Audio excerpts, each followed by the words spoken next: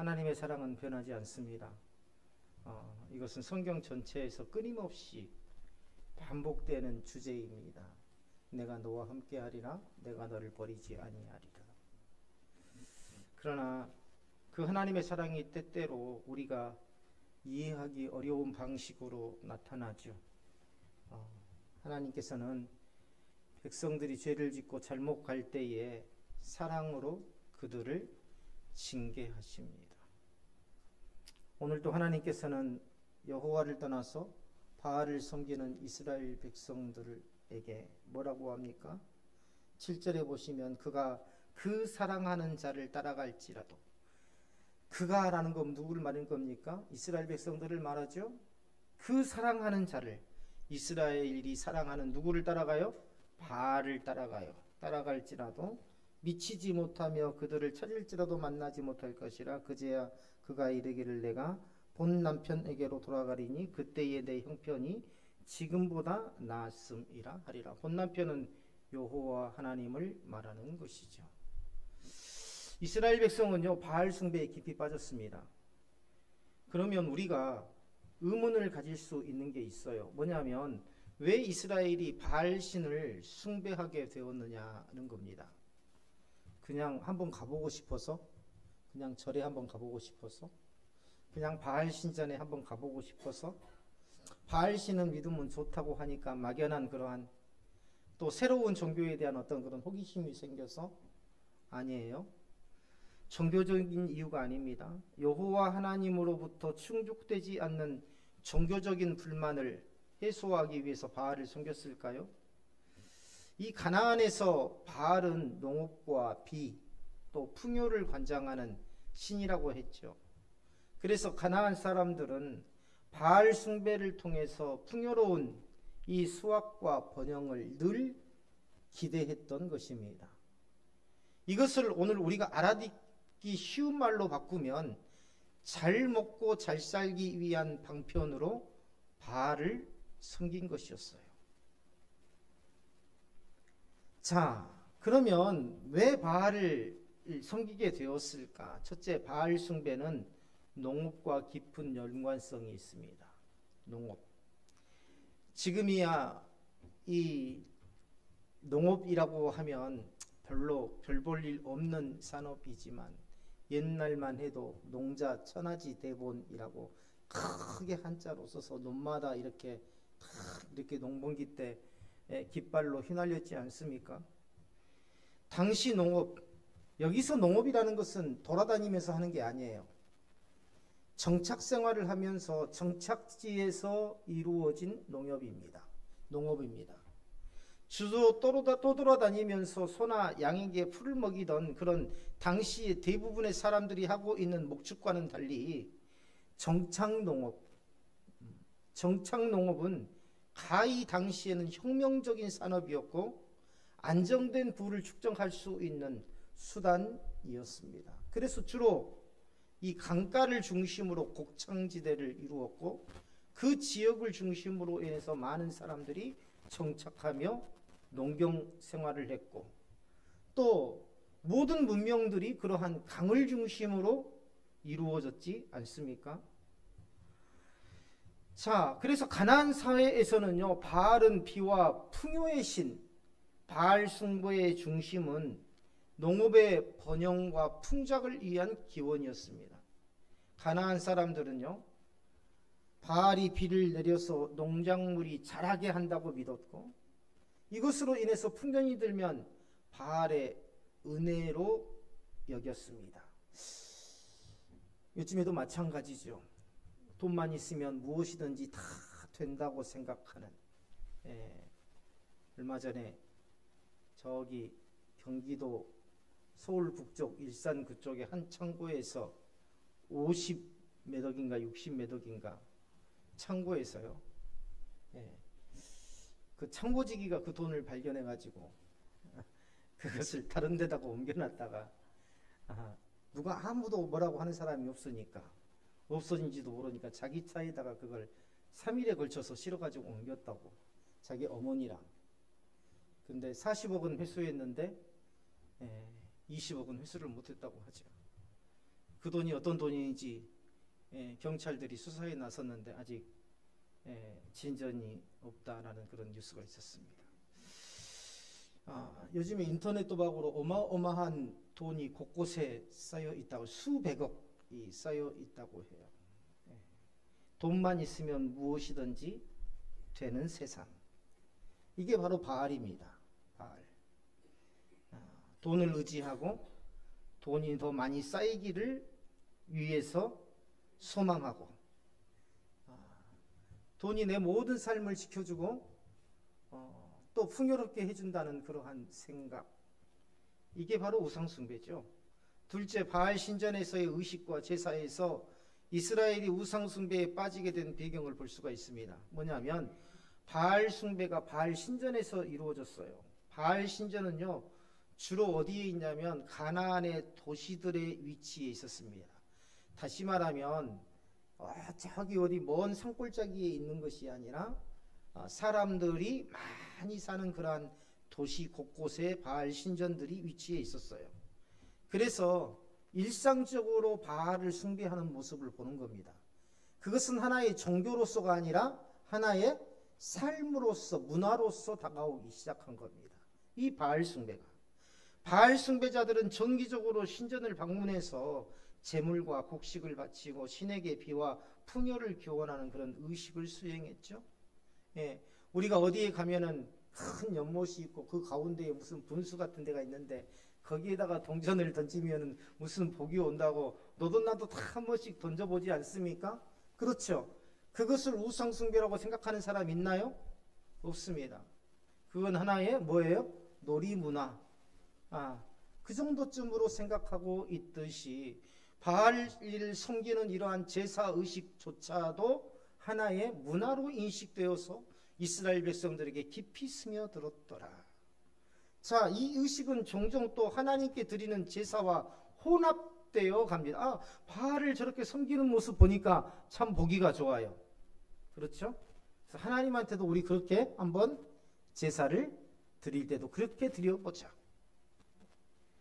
자, 이런 혼합이 이루어진다는 거죠. 우상 숭배와 이방 제사법이 이스라엘 백성의 종교 생활에 깊숙이 스며들게 됩니다. 이러한 제사를 통해서 이스라엘 백성들은 바알이 곡식과 가축의 번영을 보장해 준다고 믿게 되어서, 즉 하나님께 드리는 제사 의식에 바알 숭배의 방법이 자연스럽게 스며든 것입니다. 이러한 예를요, 오늘날의 예배에서도 찾아볼 수가 있어요.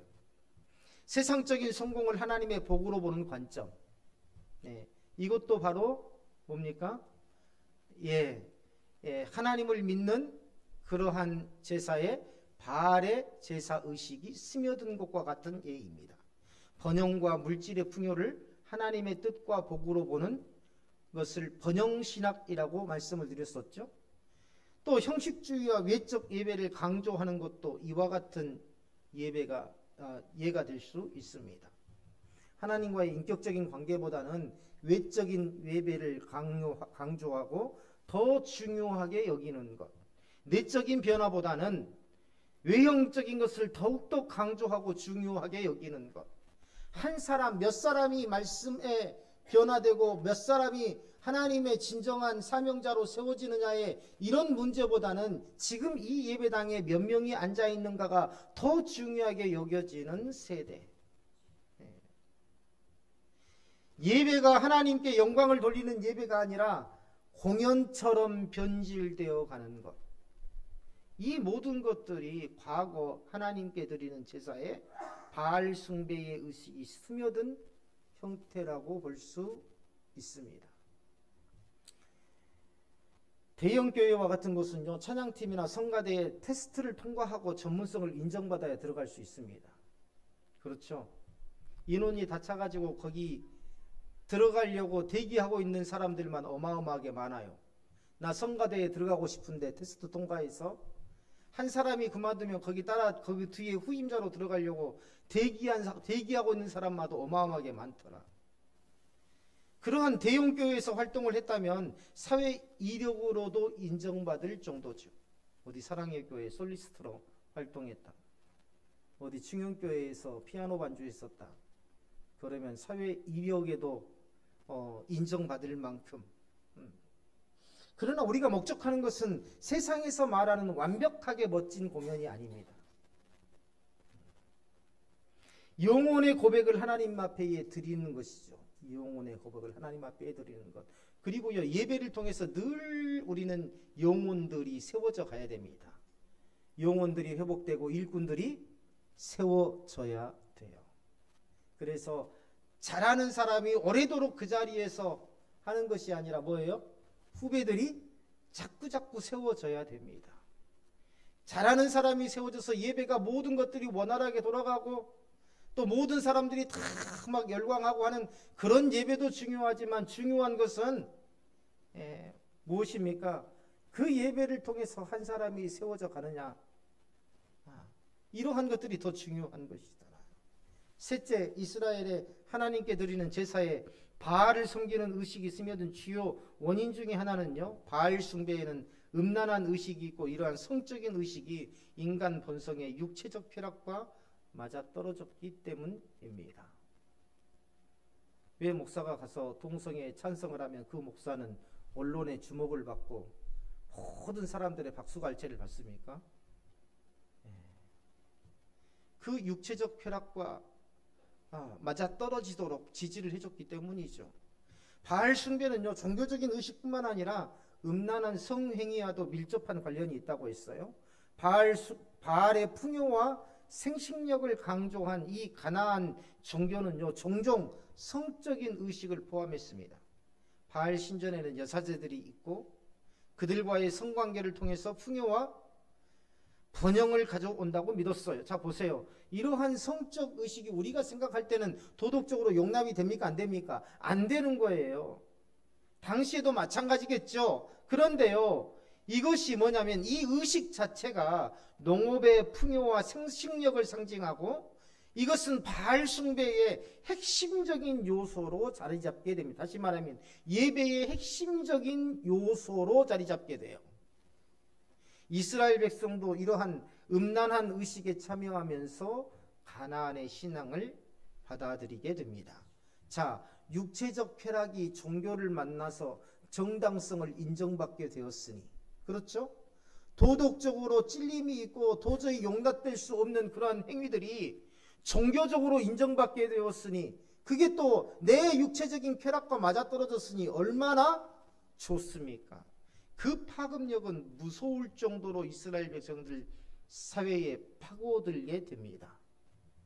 요즘 인터넷 도박이 프로 선수, 스포츠 선수들뿐만 아니라 연예인들, 심지어 중학생들까지도 심각하게 번져 있는 상황이라고 합니다. 뉴스를 보니까 중학생 10명 중에 1명이 인터넷 도박을 하더군요.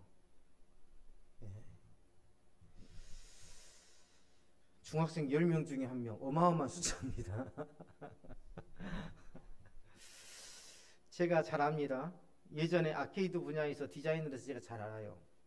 인형 뽑기나 오락실용 게임기부터 시작해서 모든 인터넷 게임에는 알고리즘이라는 게 있어요. 그 알고리즘은 뭐냐면 프로그래머가 만들어 놓은 일종의 규칙이나 절차를 말합니다.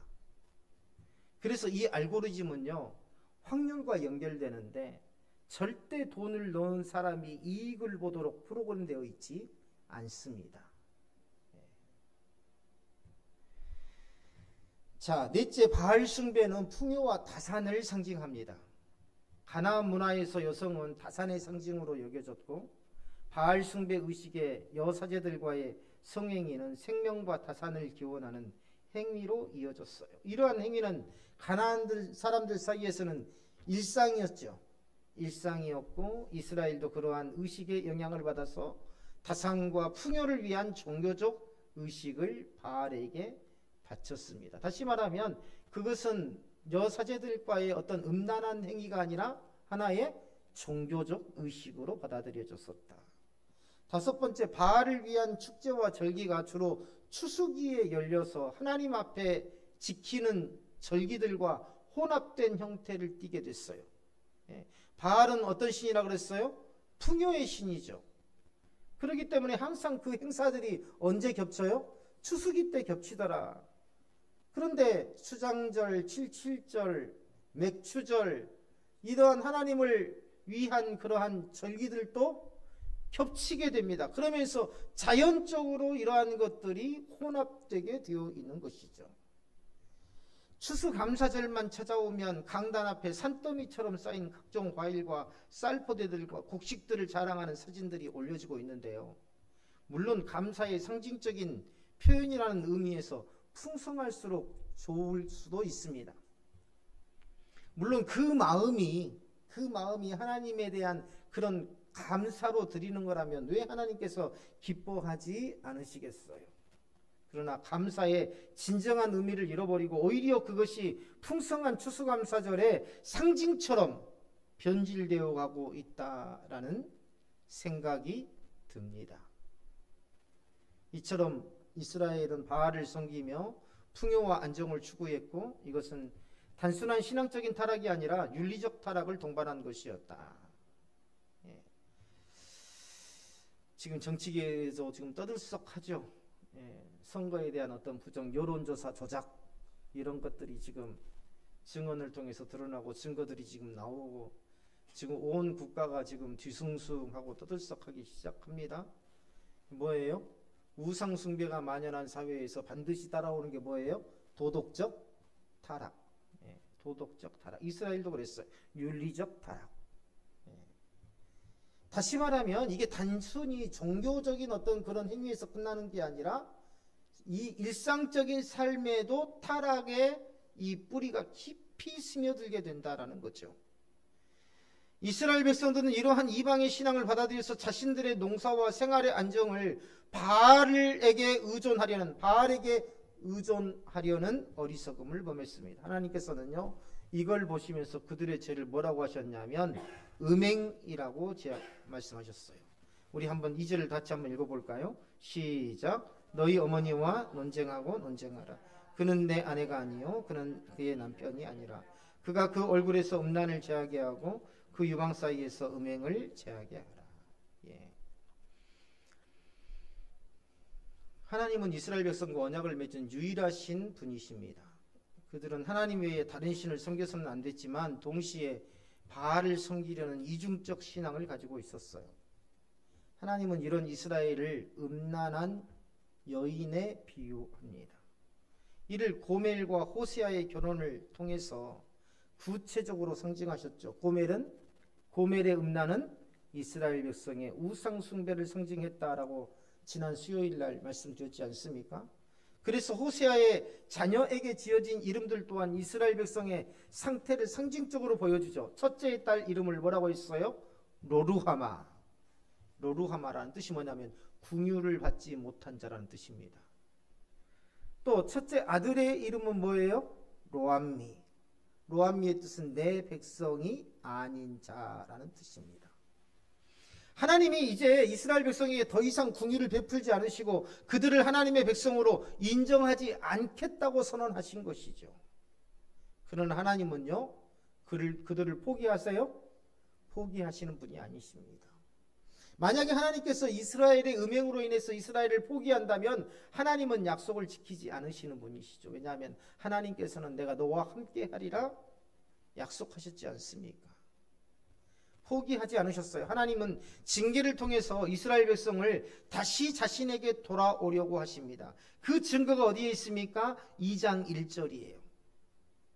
암미가 나오죠. 뭡니까? 너희 형제에게는 암미라 하고 너희 자매에게는 루하마라 하라. 내 백성이 아닌 자라는 로암미, 궁유를 받지 못한 자라는 로루하마에서 이제 암미와 루하마로 부르게 합니다. 암미라는 것은 내 백성이라는 뜻이죠.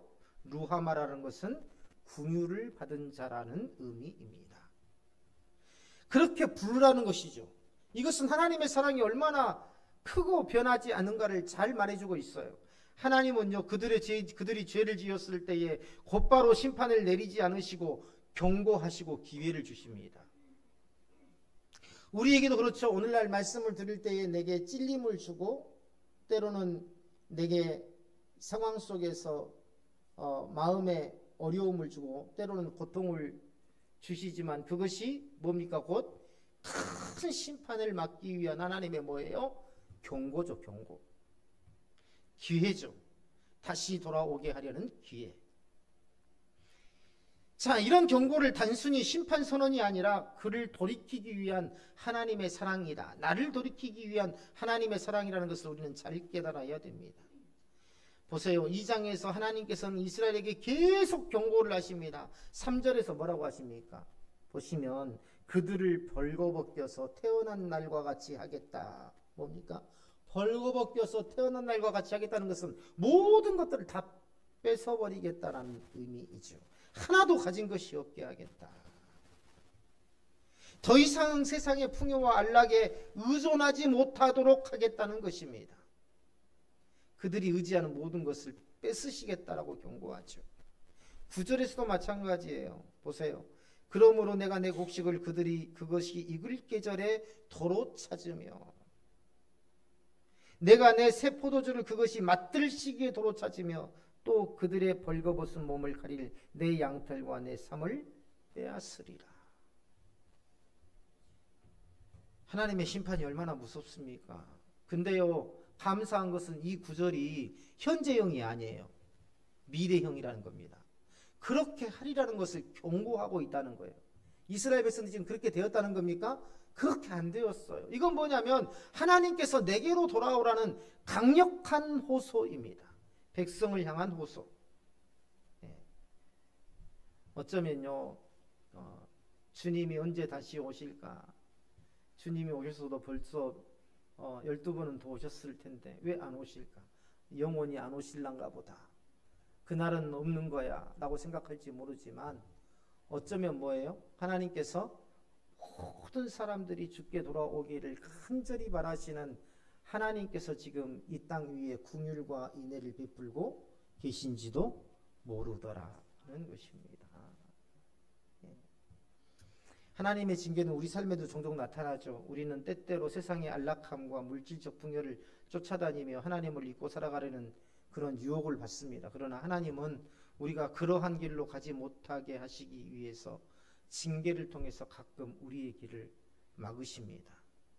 그 순간이 바로 뭡니까? 하나님께서 우리의 잘못된 길을 돌이키기 위해 징계하시는 때다라는 것을 알아요. 일이 막혔을 때 하나님께서 이것은 가지 말라고 하시는 거구나 라는 것을 우리는 깨달을 수 있어야 됩니다.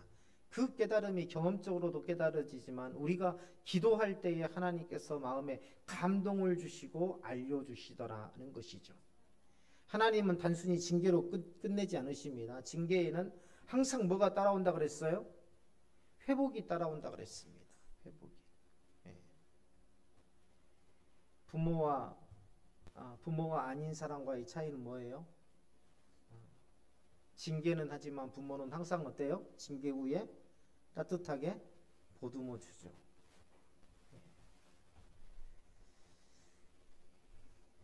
이것이 바로 하나님의 은혜입니다. 하나님은요, 죄인에게도 끝까지 기회를 주시고 그들을 회복시키기 위한 계획을 가지고 계세요. 우리는요, 하나님의 자녀로서 때때로 세상적인 것에 눈이 멀어서 하나님을 떠날 때가 있습니다. 그러나 하나님은 우리가 돌아올 수 있는 기회를 주시기 위해서 징계하시고 결국에는 우리를 다시 그분의 자녀로 다시 부르시더라. 이 회복의 약속은요, 하나님의 변하지 않는 사랑을 가장 잘 보여줍니다. 그 무엇도 끊을 수 없는 하나님의 사랑. 호세아서에서 반복되는 주제 중에 하나가 우상 숭배에 대한 경고죠. 바알을 섬기며 세상적인 풍요를 얻으려 했고 그들은 바알이 자신에게서 양털과 삼과 기름과 술을 준다고 믿으면서 하나님 대신에 바알에게 기대었습니다. 2장 5절 보세요. 뭐라고 합니까? 그들의 어머니는 음행하였고 그들을 임신했던 자는 부끄러운 일을 행하였나니 이는 그가 이르기를 나는 나를 사랑하는 자들을 따르리니 그들이 내 떡과 내 물과 내 양털과 내 삼과 내 기름과 내 술을 내게 준다 하였음이니라. 뭔 말입니까? 하나님 믿는 것도 좋지만 나도 살아야 된다라고 말하고 있는 겁니다. 지금. 그러면서 뭘 쫓아갔어요? 세상의 물질을 쫓아가더라는 겁니다. 물질을 쫓지 말라는 게 아니에요. 하나님께서 약속하신 것이 무엇입니까? 하나님의 말씀대로 행하고 하나님의 말씀대로 따라오면 어떻게 하신다 그랬어요? 그 모든 것을 하나님께서 채워주신다고 약속을 하셨어요. 그렇기 때문에 물질을 쫓아가는 것은 돈을 벌어서도 안 되고 물질을 쫓아가서도 안 된다는 말이 아니라 그 자체가 뭡니까? 하나님의 약속을 저버리는 행위이기 때문에 하나님께서 결코 기뻐하지 않으신다라는 그런 의미입니다. 그래서 우리가 하나님의 영광을 위해서 살 때에 우리가 돈보다는 하나님이 기뻐하시는 길이 무엇인가를 택하면서 우리가 그것을 바라보면서 나아갈 때에 하나님께서 우리의 모든 길을 열어주시고 우리가 생각하지 못하는 그러한 길을 열어주시더라는 것입니다. 예수 믿는 사람이, 하나님 믿는 사람이 돈 벌지 말고 가난해야 되고 그걸 말하는 게 아닙니다. 하나님을 바라보고 하나님을 소망하는 자에게 하나님께서 모든 것들을 주시겠다고 약속하셨는데 그 약속을 바라보라는 겁니다. 너의 욕심을 쫓아가지 말고 그 약속을 바라보라는 거예요. 말씀을 정리합니다. 하나님의 변하지 않는 사랑을 말하고 있죠. 징계와 고난을 통해 우리를 돌이키시는 그 하나님에 대해서 이야기하고 있습니다. 징계는 고통스럽지만 그 안에는 회복과 구원의 길이 항상 준비되어 있더라. 언제나 돌아올 기회를 주시는 하나님. 오늘 내게 혹 하나님께서 주시는 그러한 고통이 있을지라도 그 고통조차도 은혜로 받아들이며 하나님께서 내게 무엇을 원하시는지 하나님의 돌아오라는 그러한 음성을 들으시고 이제 세상이 헛된 꿈을 쫓는 대신에 오직 하나님만을 바라보고 하나님을 의지하는 삶을 살겠다라는 그러한 결단을 하는 복된 시간이 되시기를 주님의 이름으로 축원합니다.